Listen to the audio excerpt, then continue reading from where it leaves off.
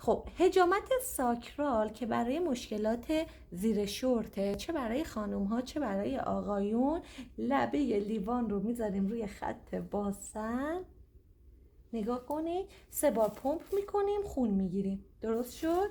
پس تو این زاویه است.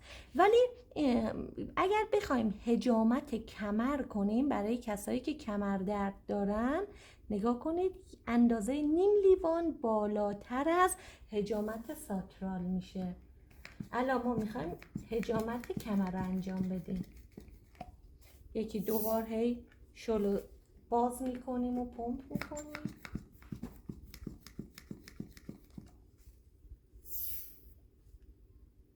که میزان درد کمتر شه.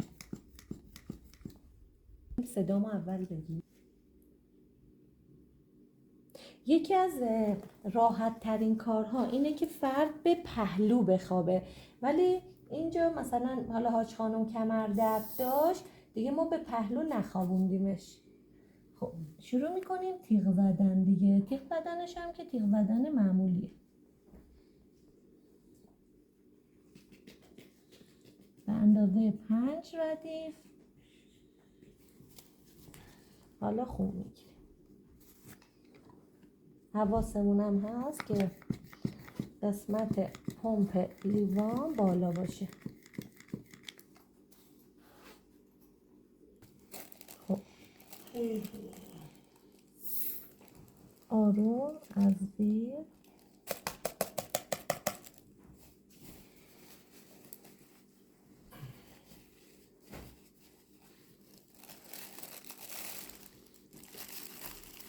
تا 3 بار لیوان رو میذاریم.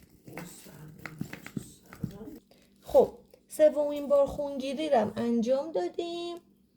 حالا عسل و زردچوبه رو ضماد میکنیم. شروع میکنیم پانسمان کردن. گاز استریل رو میذاریم و چسبم روش میزنیم. به نیت سلامتی و شفا.